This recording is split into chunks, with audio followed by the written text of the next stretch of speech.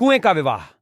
एक बार राजा कियाराशनदेव राय और तेनालीराम के बीच किसी बात को लेकर विवाद हो गया। तेनालीराम रुठकर चले गए। 8-10 दिन बीते तो राजा का मन उदास हो गया। राजा ने तुरंत सेवकों को तेनालीराम को खोजने भेजा। आसपास का पूरा क्षेत्र छान लिया, पर तेनालीराम का कहीं अता पता नहीं चला। अचानक राजा को एक तरकीब सूझी। उसने सभी गांवों में मुनादी कराई, राजा अपने राजकीय कुएं का विवाह रचा रहे हैं, इसलिए गांव के सभी मुखिया अपने अपने गांव के कुओं को लेकर राजधानी पहुंचे। जो आदमी इस आज्ञा का पालन नहीं करेगा, उसे जुर्माने में 1000 स्वर्ण मुद्राएं देनी होंगी। मुनादी सुनकर सभी परेशान हो गए। भला कुएं भी कहीं लाए ले जाए जा सकते हैं। जिस गांव में तेनालीराम भेष बदलकर रहता था, वहां भी यह मुनादी सुनाई दी। गांव का मुखिया परेशान था।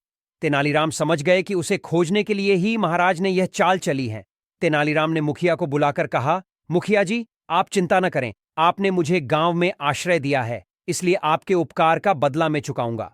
मैं एक तरकीब बताता हूं, आप आसपास के मुखियाओं को इकट्ठा करके राजधानी की ओर प्रस्थान करें। सलाह के अनुसार सभी राजधानी की ओर चल दिए। तेनालीराम भी उनके साथ थे। राजधानी के बाहर पहुंचकर वे एक जगह पर रुक गए।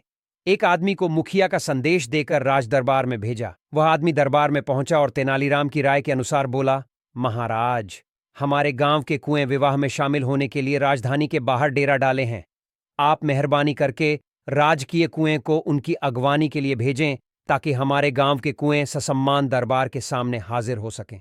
राजा को उनकी बात समझते देर नहीं लगी कि यह तेनालीराम की तरकीब है। राजा ने पूछा, सच सच बताओ कि तुम्हें यह यहाकल किसने दी है? राजन, थोड़े दिन पहले हमारे गांव में एक परदेशी आकर रुका था, उसी ने हमें यह तरकीब बताई है, आगंतुक ने जवाब दिया। सारी बात सुनकर राजा स्वयं रथ पर बैठकर राजधानी से बाहर आए और ससम्मान तेनालीराम को दरबार में वापस लाए। गांव वालों को भी पुरस्कार देकर विदा किया।